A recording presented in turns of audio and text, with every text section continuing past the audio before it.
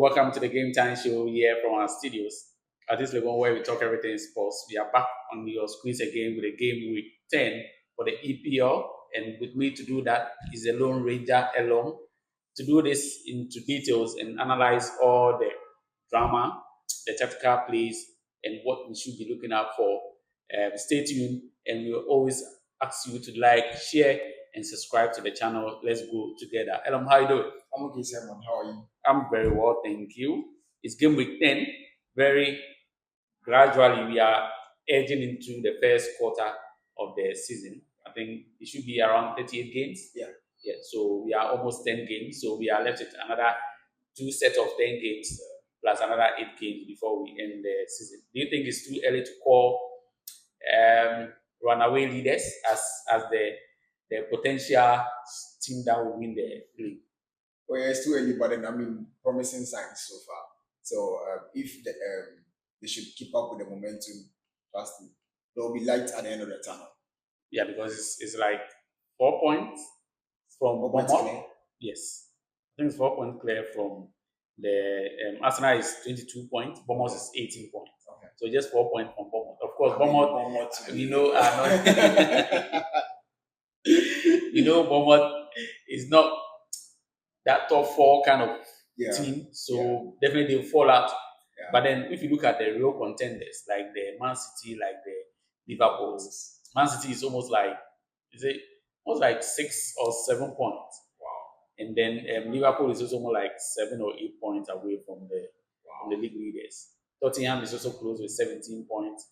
And then Man City is 16. Liverpool, the Amorim guys, are also 16 points. So if you want to really be critical about the table, then you want to say the distance between Man City and Arsenal is what we want to go by, because those in between Bournemouth, Tottenham, Sunderland, they are just a surprise kind of entry. Yeah. They are looking more or less like the Nottingham Forest of last season. True. And they ended up not doing anything. Yeah. They are a bit confused going into 2025-26 season. But without much time waste, let's delve deep into the fixtures for game week 10. I would like to start off with the Nottingham Forest Man United game. Amorim is currently on a winning streak. Yeah. They've won 3 games in a row, which has not happened in a long while. Nottingham Forest, on the other hand, are also struggling with how they were coping with their new manager. Yeah. He won one, I think, Europa League, and then he lost to Bournemouth also. Going into this game, do you think they are playing their first home game with Sean Dyche? We know how his style is. He's a bit laid back. I don't know if he's going to open up this time around against Man U, but Man U too, they are on fire. How would you handle this game if we're Nottingham Forest going into this particular fixture, knowing very well Man United are really on hot form? Nottingham Forest are really struggling to find a rhythm. And then to be fair to Sean Dyche, this will be his 3rd game. Yeah. So and this is his first home game. It's his first home game. So it's too early to say maybe it's not working. But then coming up against but he's a 50-50 record. He lost one, he won one. Yeah. All right. So in the EPL, he's just to get a win. So, but then coming up against this United side, they look hungry. Like they are beginning to believe. Yeah, they're beginning to believe that I think the time is now. But me, I'm not convinced. They are still playing their own football that people have been criticizing. Yeah. Amorim is sticking to a certain kind of football style of play, and it's all working. Yeah. But it seems that their players are beginning to understand the formation. Is that what is working, or this just to be like a fluke that we should expect them to go back to their old days? Well, considering the fact that they've won, as you said earlier, 3 games in a row with the same tactics, and there's some kind of like precision to their gameplay, I wouldn't say it's a fluke because of the number of matches they have won. So it's not a fluke? Yes, it's not a fluke. You might still get the tactics right. Or is it because of the opposition they are meeting? We can't underrate the opposition because they played Brighton, they played Liverpool as well. Yeah, you have. So it looks like it's kind of like the team is not gelling into the coach's tactics. But Nottingham Forest honestly, I don't see them winning this game. So You don't envy them at all going into this no, game. not at all, not at all. Considering the fire United are coming up with. More or less like a rebuilding phase Yeah. where they needed to be playing like the Burnleys, the Leeds, but then they are coming against top opposition. You think they are going to fall to money? Yeah. So what would be your prediction if you have to go to 3-1 victory to Manchester United. Wow. So like I was asking, do you think Nottingham Forest should open up this game or they should be more reserved, play on the counter? I think they should play on the counter. Can they soak the pressure of United? In Buemo, Cunha, Ahmad, I mean, they have a good keeper in Cells. And then their centre back, the Brazilian, is Mourinho or something. Mhm. Last season, he had a very fantastic season, but this season, he has been very poor. Very, very poor. Mourinho was the contribution apart from the manager. Yeah. So if those players should step up on a day, I mean, it would help at least me probably minimize draw. Yeah, or the number of goals they will to be conceded. Yeah, to be conceded. All right, let's look at this and make sure your prediction comes to pass. But I'm just hoping at least Nottingham Forest should have something to smile about because they've been whipping too much in the last few years. Let's go on to the next fixture. It's a London derby. Tottenham against Chelsea. Chelsea, on the other hand, were surprised to have lost to Sunderland. Yeah. We all thought on paper Sunderland was just a whipping side, even though they pulled out some surprise against the big guys. But on paper, we all favored Chelsea against them. Tottenham, on the other hand, they are a bit inconsistent. I don't know what's actually happening to Richarlison. He started with a very good form, scoring consistent goals with those kind of bicycle kicks and all that. Suddenly, he's been relegated to the bench. How do you see this London derby spanning out? So, Tottenham have not really had consistent players that have been consistent for a very long time, with the exception of Son and then Harry Kane. Yeah, the rest have always been inconsistent. Today they are good, tomorrow they are bad. In their last match, Mickey Van der Ven had a very good game, but then who knows? Coming into the next match, he might. I think they won against Everton. Yeah, he scored a brace with a header. Yeah, in the long part, they've not been scoring with the set pieces. Yeah. Pedro Porro too. Sometimes he might look like he's the best fullback. Other times he might look like he has to go back to the academy. Yeah, so that's one thing about a Spurs team that a bit inconsistent. Yeah, the players are inconsistent. Even look at Kudus, for instance. We've all been saying that he's having a brilliant season and all that, but it doesn't look like that to me. Yeah, it's scattered. You might see him shining in one game, the other game he's all over the place. So I mean, I'm not surprised with what is happening with Richarlison. But Kolo Muani too has shown signs of. I mean, we know Kolo Muani is a good player, but then he has lost confidence, and then sometimes when he's supposed to pop up in the vital moments, like in the World Cup against Argentina, then he gets for PSG to see him. When he went, Frankfurt to see him. Mm-hmm. There are certain matches that he's supposed to turn out for clout moments, but then he'll be all over the place. But so far, I think he has been an exciting signing for them. His league can play is far better than what Richarlison was doing. Yeah, so I think if the coach is so I don't know if Solanke is back. Or Solanke to know the seat up.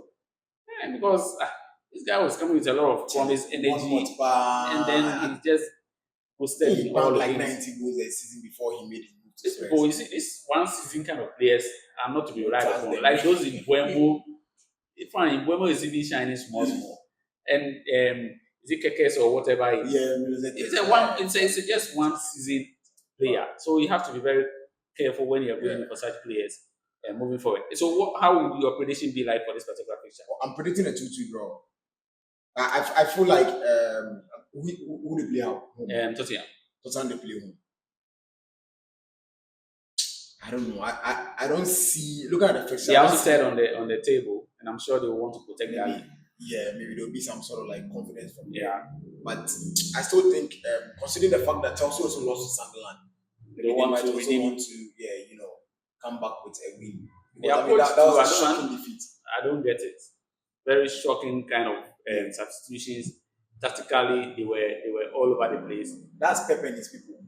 Except Ateta for now. Anyway. So you're expecting a scoring draw for this particular fixture. Yeah. All right, let's go on to the third fixture, which is Liverpool against Aston Villa. I'm enjoying this Liverpool losing streak of form because it's an opportunity for Arsenal to widen up the gap at the top. And Aston Villa, on the other hand, they slayed the Giants last week. That is Man City by winning by a goal to nil.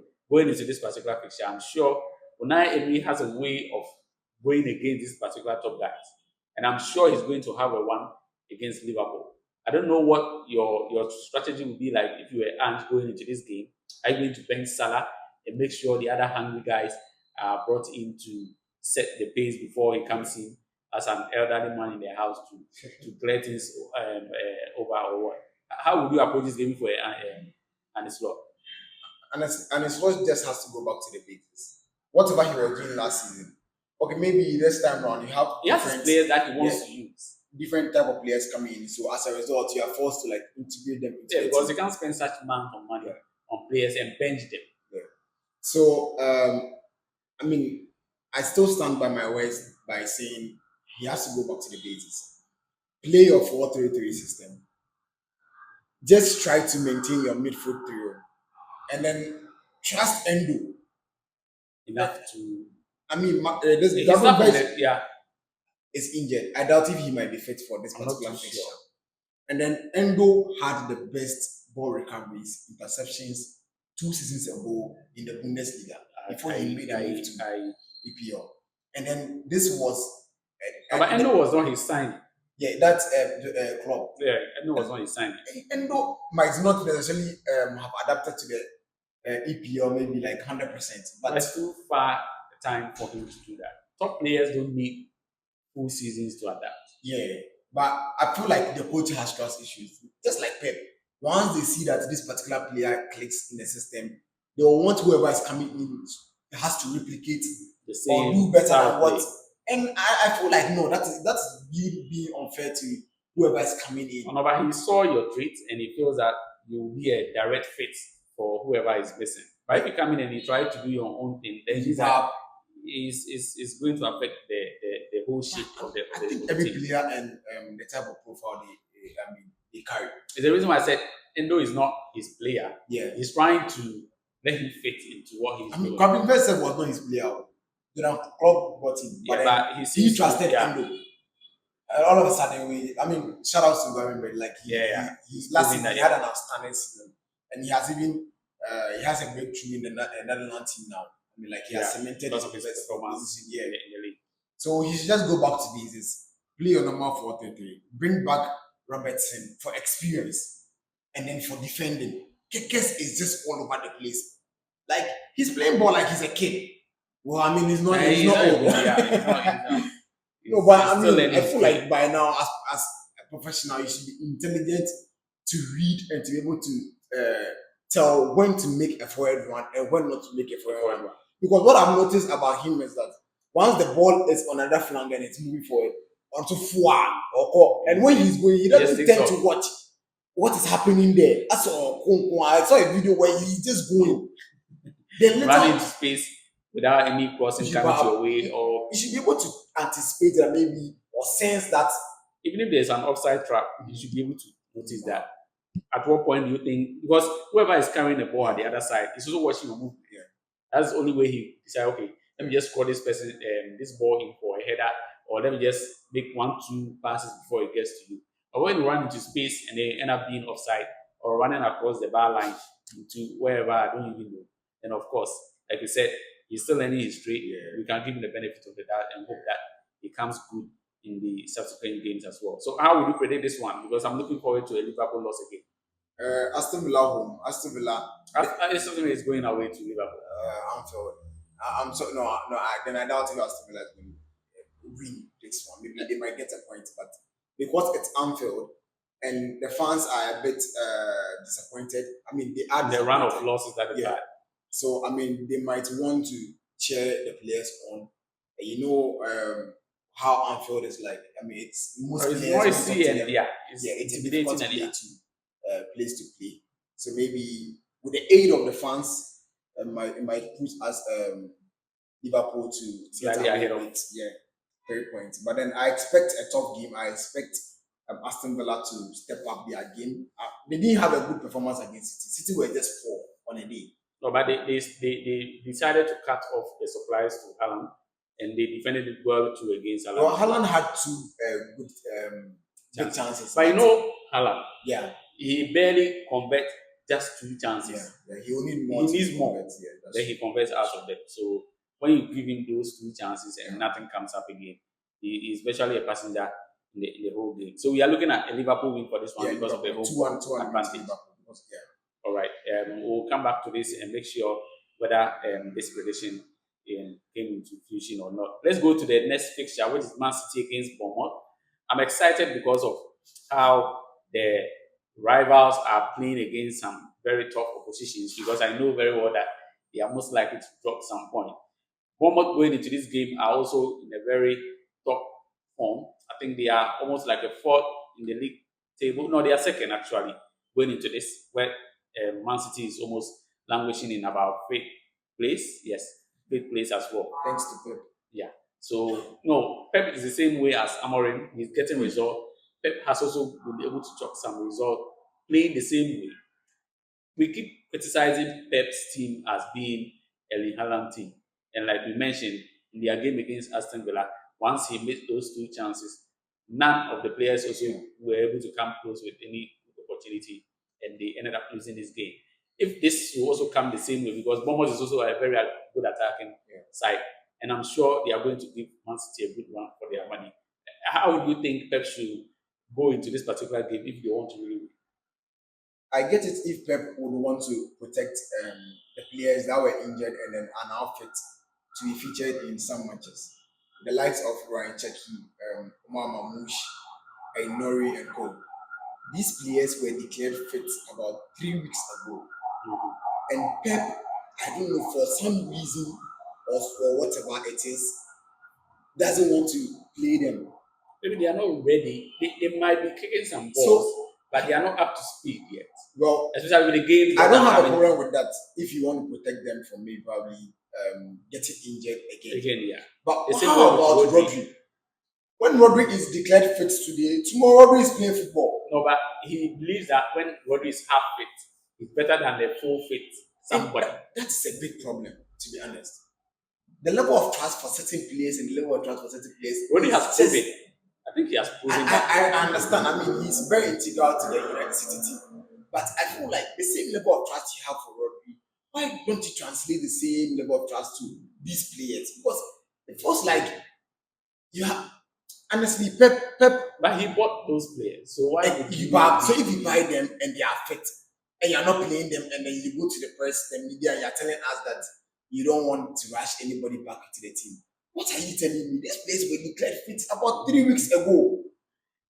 Maybe they were medically fit. Tomorrow he's playing football. They are medically fit, but they are not tactically ready. No, I just feel like Pep just is always about favoritism.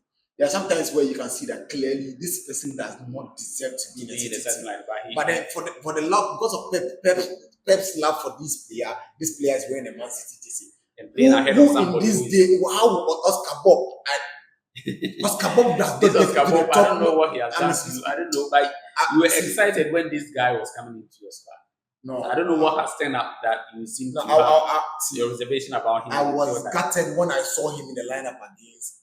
And for the fact that he played up to 70th minute, what is he doing? Tactically, no way, you don't even bench anybody for that.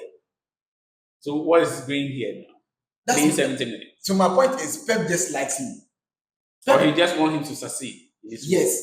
See, if Bernardo Silva does not start for any top team in this, if Bernardo Silva does not get into Arsenal team, I mean, with all due respect, Liverpool, even Spurs, forget what he has achieved. We are talking about 2025. But you're looking back at some of these, you know that there's this saying that in this Akan language, or before said, they brass a crown and the other people who have but you might want to keep him in because you don't know, he might have one brilliant opportunity. No, I mean, it's good to have experience and leadership in the squad. Fair. But for these players, some of these players to be featuring in certain matches, it's a no-no for me. And as I said, it has always been favoritism for Pep. And so I think that's one of the reasons for the downfall. Yes. He favors players who are not in top form, and then he's refusing to also bring back You those can clearly who have recovered from in a injury. match, you can clearly see that Savinho is not getting it right.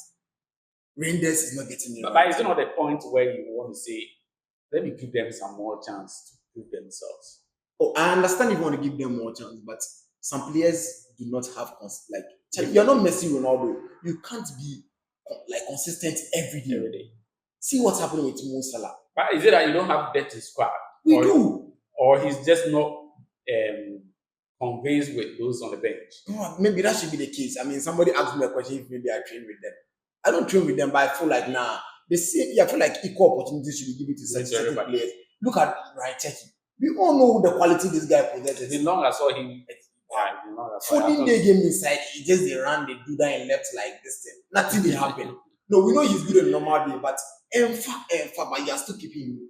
No one qualities on the bench. They are not being fair. So this one, how would you want? Honestly, this picture is even difficult than the Aston Villa game, to be honest, because the opposition here in question is Bournemouth. Bournemouth are having an outstanding season. Yeah. It's early days, but the signs is shown. It's not scared of any defender. Maybe the Naruma. They are scoring corner to go there. So that's the level of confidence they get. And the long throw set piece Thank you. City, we are struggling. So I feel like this picture is more difficult than even the Aston Villa was. So if we lost against Aston Villa, you can imagine what's going to happen to us. But I'm seeing Donnarumma coming in between to save the day for you guys. I mean, that's what he's being paid for. Yeah, so no shaking. I'm hopeful I'll predict a 2-2 draw. I'm being honest. It's the first time I feel like we don't have the men to actually beat this Bournemouth side. I'm even. Maybe it might come as a surprise. You will see yourself coming. Well, if we should win, I mean, I'll be happy, but I doubt. It's a game. Anything can happen. It could be a red card. It could be some injuries at the end of the day, and then you take if the ref will still give it to us. That one today, as it has happened in the past, that has helped me win the trophies. No, but we'll come to that on another day. That's fine. Let's look at either Crystal Palace against Brentford or Burnley against Arsenal. Arsenal, I know this is going to be should I say a walkover for Arsenal, and there is an opportunity for them to extend their lead. If you were asked Arsenal, do you think you'll be going in with your second string side, or you still want to go in? So you know what's funny? I saw a stat that shows that Burnley are unable to defend set pieces properly. And you're coming up against the set piece masters. Abiba. Oh yeah. About this particular fixture there, as now edges for me, because I mean, they know what's coming. If you should drop points against such teams, hey brother. Oh no, of course. Then we can't describe ourselves as title contenders. Yeah, I don't think so that makes sense. So you think this is just so another problem would be if Arteta just like Pep, you know, in the olden days when City won Carabao Cup 4 in a row, Pep never underrated the league. Even today during his press, he told the media that he has never underrated any trophy or any competition that he has played. That you want to rest some players. Exactly. So if Arteta cherish this league, full squad, anybody will make fit to be out of Peter. We are going all out. Let's not go and rest anybody for try new players. No. There's no time. There's no time. And I pray Jockers gets a goal because I just saw his rating a lot. He's been contributing a lot. His rating, and I feel like we all know the quality of this guy. Oh, yeah, of course. He's the best striker. 2024, 2025. Okay, so I mean, it's a player I like. I enjoy watching. So I'm a bit pained that he's still struggling. But it has to do with how oppositions mark him. Yeah, of course. Honestly, if you watch the game clearly, you see that they are not back too much spaces. Because certain players need space to strive, and I think he happens to be one of them. Yeah. But if you watch some of his goals, apart from the 2 goals that he scored against Atletico, in the 18-yard box.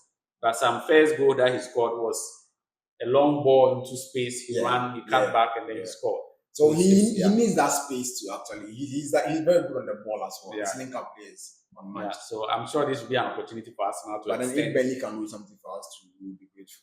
I'm not sure this is the time yet, but then we are hopeful that Arsenal is going to extend the lead, hoping that Liverpool and Man City also continue to drop points in favor of us. and we know ball. Let's go on to Crystal Palace and Brentford, which is our last fixture. Oliver Glasner and his people. We're looking at tomorrow. I just hope they will come back strong, and especially when they are coming against Brentford and the other squad that we want them to also draw points against. My prayer is that they actually come out good this time around. They are playing home against Brentford. Both of them, I think Crystal Palace lost to Arsenal. Brentford, on the other hand, won in their game. And coming into this fixture, I'm sure Crystal Palace will want to have a turnaround in their. I think Brentford won against Liverpool. Yeah, so this is going to be a very cagey game as well. I don't know how you see this game. Do you think it's going to be a draw game? Yeah. Or Crystal Palace will have this as an opportunity to at least give some smiles to their supporters? Crystal Palace, I think they've lost 3 games in a row, including the conference league. Yeah. That was a shocking defeat, actually. They lost to AEK Athens or something, 1-0. I just hope this is not a down turn for them. If that's the case, like, then it might continue, and then but once they begin to lose confidence. But I think, nobody expected them to get a victory against Arsenal. But then, they did it very well. They sat back. They defended it very well. I did see that if they should open up and play like the way they played against Bournemouth, like they go drink water. No, not drink water, go drink water. Yeah. So it's the reason why they sat back. They were cautious. And it was okay. It's okay it's fair to concede one goal against Arsenal. This Arsenal team. Of course. And I didn't chance on any video or any quote that where anybody was bashing them to the lose against Arsenal. No. It was a fair result. This Brentford side too. This is in low key. Brentford and Bournemouth are really doing something that nobody's. Brentford is 11th on the league now. Yeah, so I feel like Brentford would make the game difficult for them. But I feel like considering the poor run of form that Crystal Palace have had, I feel like this should be a winning game for them to kind of like revive their confidence. Because it looks like Mateta is gone missing. Yeah. The reason why they are goal drought now as well. So I see a 2-1 victory to Palace. Yeah.